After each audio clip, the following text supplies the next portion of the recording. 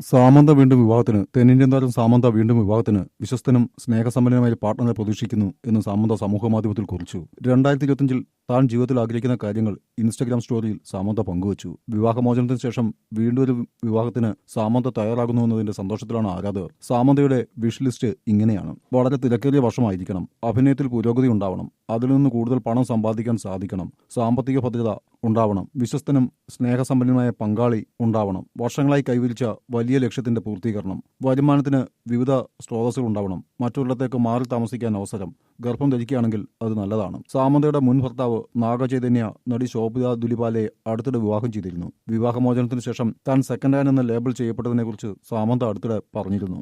രശ്മിക ആദ്യമായി ഹീറോയിൻ. ബോളിവുഡിൽ ആദ്യമായി താൻ ഹീറോയിനാകാൻ പോകുന്നുവെന്ന് നടി രശ്മിക മന്ദാന. ബോളിവുഡിൽ ഞാൻ അഭിനയിക്കുന്ന ആദ്യ കൊമേഴ്ഷ്യൽ സിനിമയാണ് സിക്കന്ദർ. ഞാൻ ഇതുവരെ ചെയ്ത എല്ലാ ഹിന്ദി സിനിമകളും വളരെ അഭിനയ പ്രാധാന്യമുള്ള തിരക്കഥകളായിരുന്നു. എന്നാൽ ആദ്യമായി ഹീറോയിനാകാൻ പോകുന്നതിന്റെ സന്തോഷം വലുതാണ്. രശ്മിക മന്ദാനയുടെ വാക്കുകൾ. സൽമാൻ ഖാൻ നായകനാകുന്ന സിക്കന്ദർ എന്ന AR മുരുകദോസ് ചിത്രമാണ് ഇത്.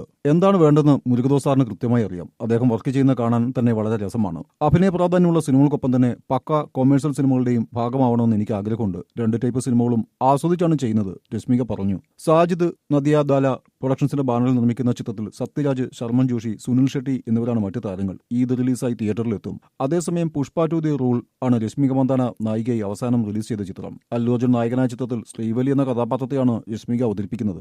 ഇന്ത്യൻ സിനിമയിൽ ആദ്യമായി 6 ദിവസം കൊണ്ട് 1000 കോടി കടന്ന ചിത്രമെന്ന ബഹുമതി പുഷ്പ 2 സ്വന്തമാക്കി.